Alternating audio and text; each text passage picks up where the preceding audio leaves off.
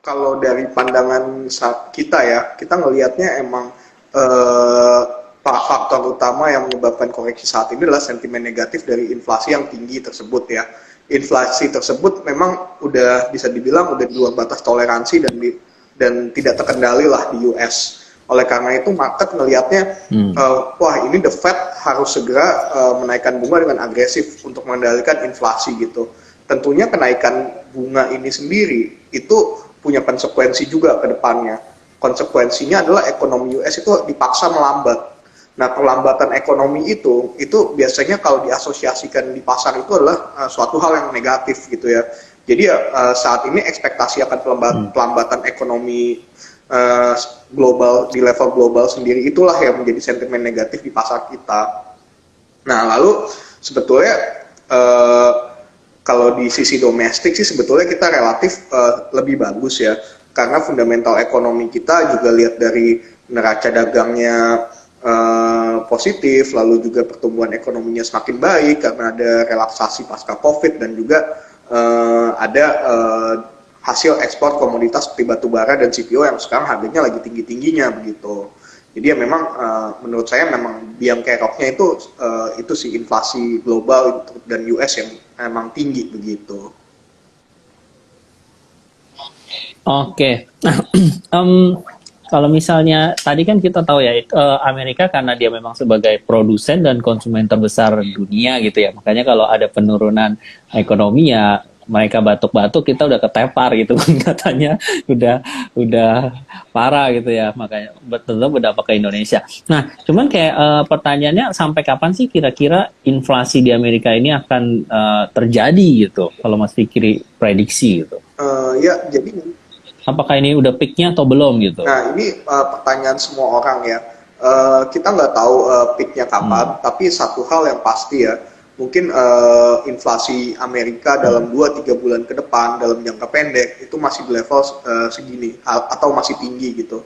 Untuk kemungkinan lebih tinggi Hmm. pun itu juga ada, karena memang saat ini walaupun the Fed sudah menaikkan suku bunga ya, demand-nya tuh ekonomi Amerika itu masih cukup kuat dan level suku bunga saat ini belum cukup lah untuk Hmm. memperlambat ekonomi Amerika. Nah, kalau misalnya di kondisi saat ini paling nggak the Fed harus naikin suku bunga 2 sampai 3 kali lagi di 100 sampai 150 bips ya baru bisa memperlambat ekonomi Amerika itu dengan Hmm. signifikan dan akhirnya bisa mengontrol inflasi yang terjadi. Jadi kita melihat mungkin dalam satu kuartal ke depan mungkin kita akan lihat mungkin inflasi itu akan mulai turun di kuartal 4 kali ya gitu. Di kuartal 3 ini Juni, Juli, Agustus, September mungkin kita lihat masih akan di level yang relatif tinggi juga. Bahkan ada kemungkinan bisa jadi belum turun gitu dibandingkan yang kemarin sudah 40 tahun tertinggi gitu. Oke, berarti itu kan kita lihat dari sisi kayak kebijakan moneternya gitu ya, Mas Fikri ya kayak, jadi dia akan bisa memperlambat demand. Tapi sebenarnya yang paling efektif itu memperlambat demand-nya atau sebenarnya meningkatkan supply-nya ya saat ini gitu yang mungkin lebih efektif gitu untuk menurunkan Ya, memang inflasi gitu. inflasi saat ini kan dua ya drivernya, dari demand memang kuat pasca COVID, Hmm. tapi di sisi lain juga Hmm. di Hmm. segi supply itu juga terganggu karena produksi barang di Cina terganggu, di Hmm. China masih lockdown, di sisi lain juga harga komoditas naik semua karena memang ada perang Ukraina dan Rusia. Kalau saya mau jujur, mana yang lebih cepat untuk memulihkan inflasi gitu ya? Hmm. Tentunya adalah memulihkan dari sisi supply. Hmm. Tapi kan di sisi supply ini sayangnya Hmm. the Fed tidak punya kontrol gitu. Yang bisa dikontrol oleh the Fed itu Hmm. saat ini cuma demand-nya. Yaitu itu pun secara tidak langsung, caranya adalah menaikkan bunga. Nah, jadi apa yang saya lihat sih untuk mengontrol inflasi ini mau nggak mau the Fed harus menaikkan bunga sampai ekonominya melemah hingga supply itu kembali normal begitu. Either nanti Rusia atau Ukraina perangnya Hmm. udah mulai reda atau China produksinya udah balik gitu. Jadi untuk sementara mau nggak mau itu harus dikontain. Kalau nggak inflasinya akan terus tinggi dan bahkan bisa di luar kendali gitu. Oke, nah, tadi kan udah dijelasin juga ya, inflasi itu akhirnya memaksa The Fed untuk naikin suku bunga gitu ya. Nah, itu kan berarti korelasinya berbanding lurus gitu. Nah, ini juga berlaku yang sama ya dengan mungkin yield bondsnya Amerika ini yang untuk biasa kita lihat kan juga mulai naik gitu kan, Mas. Nah, itu sebenarnya dampaknya apa sih kalau mereka terus naik itu suku bunga dan yield naik ini tuh dampaknya ke pasar saham atau obligasi mungkin itu seperti apa gitu? Ya, kalau misalnya yield Amerika itu naik, kan mungkin kita pernah dengar ya, mungkin risk free itu adalah suku bunga pemerintah Amerika begitu kan. Nah, mau nggak mau suku bunga acuan di seluruh dunia itu harus naik. Nah, ketika kita melakukan valuasi saham, valuasi aset, semua itu akan patokan kepada suku bunga acuan, terutama suku bunga government bondnya US. Nah, di sini ketika suku bunga itu naik, mau nggak mau valuasi aset itu harus turun semua, baik itu pasar saham, pasar obligasi. Makanya di sini menyebabkan koreksi yang cukup dalam ya di baik pasar saham ataupun pasar obligasi dari kenaikan bunga tersebut. Tapi mungkin agak berbeda efeknya di pasar uang. Karena kalau di pasar uang itu biasanya kenaikan suku bunga itu identik dengan satu, rate depositonya lebih tinggi, rate deposito bank, dan kemudian juga permintaan untuk barang-barang pasar uang juga lebih tinggi karena kita melihat bakal ada investor yang risk off, yang mengalihkan sebagian portofolio beresikonya seperti di saham dan di obligasi itu ke pasar uang gitu kan. Kayak kalau jadi pendeknya sih kalau ke saham dan obligasi cenderung negatif, sementara pasar uang agak positif ya dampaknya seperti itu. Oh, korelasinya oke. Nah, cuman Mas, kalau Mas Fikri, kalau misalnya kita kan kayak flashback sedikit ya ke belakang gitu, kayak bodoh-bodohan aja. Kan misalnya kita anggap waktu itu di The Fed juga pernah 2%-an kan, tapi 2%-an itu indeksnya justru ya posisinya sama aja gitu ya. Kalau nggak salah ya waktu itu ya. Maksudnya masih sekarang tuh masih lebih tinggi gitu dengan event yang baru 1,75, posisi Dow Jones di Amerika itu masih lebih tinggi dibanding yang waktu dia 2% The Fed. Nah, seperti itu. Jadi sebenarnya kan sekarang sebenarnya harusnya kalau kembali ke 2% ya masih bagus gitu nggak sih kondisinya, kita melihatnya kayak gitu. Atau udah kondisinya berbeda gitu? Ya, kondisinya agak berbeda ya. Karena pertama ketika saat itu paling inflasi itu di level 1-2%. Sekarang inflasi di level 8%. Dan kedua, saat ini mungkin perubahan kebijakannya itu harus ekstrim gitu. Dari sebelumnya yang mungkin tahun lalu the Fed printing money, ultra loose monetary policy, terus tiba-tiba harus menaikkan bunga dengan signifikan gitu karena inflasinya di luar kendali. Nah, ini yang bikin market kaget gitu. Ini bikin juga ada ketidakpastian gitu. Jadi market juga nggak tahu saat ini sebetulnya di level suku bunga berapa sih yang bisa contain inflasi 8% ini. Jadi ada kemungkinan ada policy error dari the Fed yang bisa jadi bikin ketidakpastian dan ketakutan di market. Itu sih yang sebetulnya yang saat ini menjadi momok bagi investor dan pasar ya, seperti itu. Jadi kondisinya agak beda gitu. Oke, jadi the Fed beda ya, mungkin Fed rate-nya sama tapi ternyata inflasinya yang berbeda gitu ya, sehingga tadi harus dikejar berapa nih gapnya. Biasanya harusnya kan agak mirip ya antara inflasi sama rate ya, suku bunga acuan itu kan kurang lebih harusnya di posisi yang nggak jauh beda gitu ya Mas ya. Oke, nah kalau kita lihat lagi ke ini, kemarin kan baru-baru aku cermatin lagi kayak yield Amerika untuk yang 10 tahun, 5 tahun, 2 tahun, logikanya kan harusnya yang 2 tahun ini lebih rendah gitu ya, risiko yieldnya ya, dibanding yang 5 tahun. Begitu pula 5 tahun hasilnya lebih rendah dari yang 10 tahun, karena kan berarti risiko yang sekarang lebih kecil gitu dibanding kalau jangka panjang, tentu risiko dianggap lebih besar karena uncertainty gitu kan. Nah cuman kan sempat terjadi inverted kan, artinya kayak sekarang yang 2 tahun atau 5 tahun lebih tinggi dibanding yang 10 tahun, artinya ada risiko jangka pendek kan. yang lebih tinggi dibandingkan dalam jangka panjang. Nah, itu kayak, maksudnya itu kita perlu jadi waspada nggak sih dengan itu pernah terjadi dan historical tuh sebenarnya kalau itu terjadi apa gitu yang mungkin kedepannya akan kita hadapi gitu. Ya, memang kalau dalam sejarahnya ya, anomali ini terjadi ketika market atau investor itu berekspektasi dalam jangka pendek bank sentral atau the Fed itu akan menaikkan suku bunga.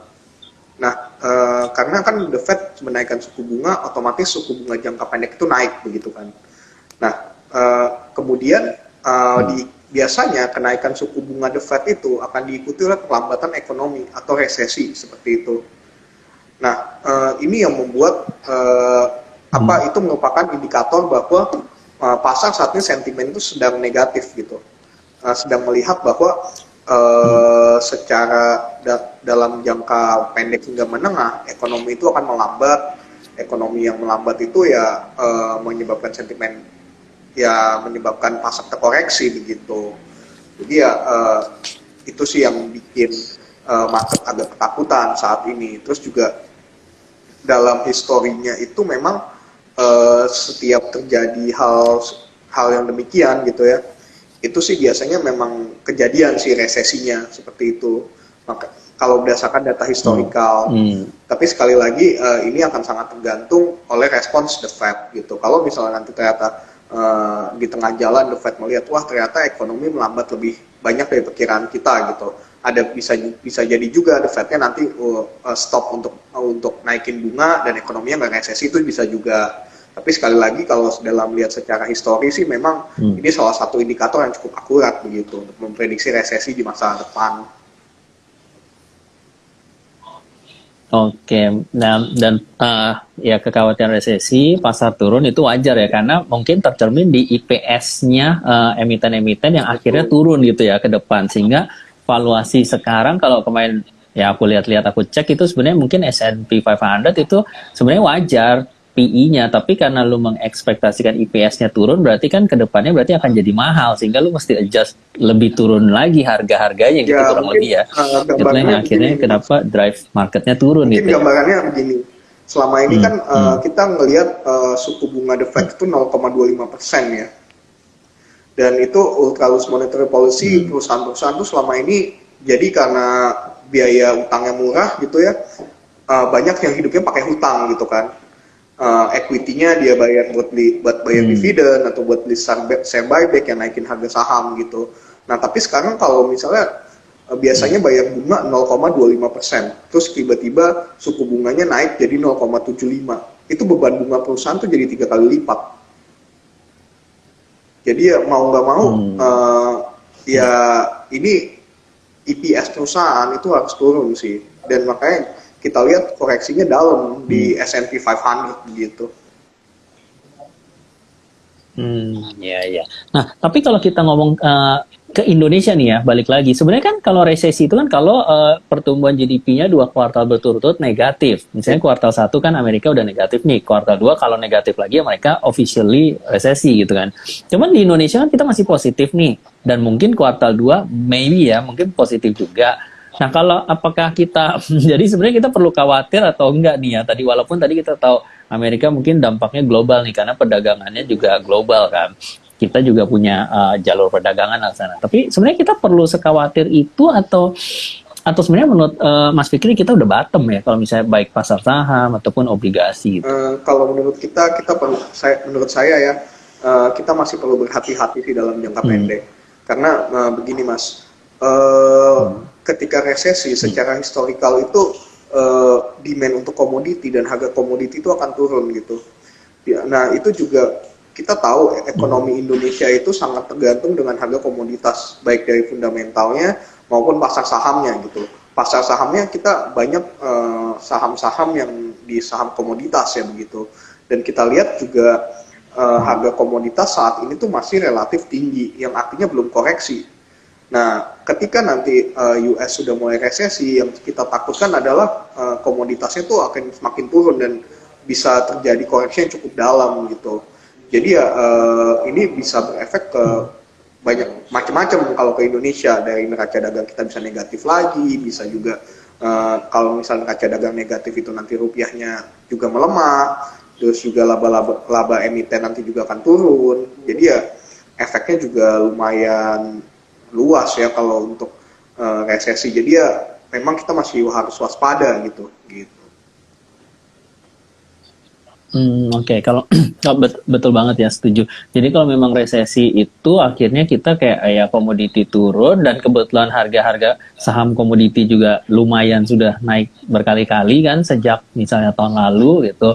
Nah, tentu orang akan cenderung take profit gitu, apalagi yang masih posisi floating profit gitu kan. Nah, kalau di masa-masa resesi kayak gitu ya, kalau misalnya kita tetap harus lihat sektor mana yang positif gitu di masa resesi, sebenarnya ada yang justru perform baik nggak sih, outperform gitu di masa resesi, atau sebenarnya semua sektor di pasar saham tuh ya jelek gitu? Mungkin kalau saya ngelihatnya ada yang relatif perform lebih baik dibandingkan pasar ya. Kita ngomongnya secara relatif ya Mas ya, nggak absolut gitu. Nah biasanya kalau misalnya di masa resesi, yaitu ketika bunga lagi naik, ketika ekonomi lagi susah, itu perusahaan emiten-emiten yang dihargai itulah emiten yang punya profitabilitas yang baik, cash flow yang baik, dan juga kemampuan untuk pricing power ya ke customernya gitu. Jadi ya emiten yang bisa survive yang di tengah ekonomi yang sulit itu cenderung lebih dihargai dibandingkan emiten yang bisa memberikan pertumbuhan yang tinggi gitu kalau di saat ekonomi susah atau resesi ini. Maka dari itu ada sih beberapa sektor yang emang secara nature defensif gitu. Salah satunya adalah consumer staples gitu. Consumer staples itu mungkin dia saat ini juga kan salah satu yang menyebabkan koreksi karena harga komoditas tinggi ya. Jadi kalau resesi nanti harga komoditasnya udah mulai turun, mungkin consumer staples itu sangat diuntungkan gitu. Lalu juga ada sektor kayak healthcare itu juga defensif karena ketika ekonomi susah atau enggak, orang berobat kan tetap aja begitu. Nah, terus juga mungkin sektor telekomunikasi juga begitu. Pola konsumsinya mau ekonomi susah, mau ekonomi lagi baik juga relatif stabil seperti itu.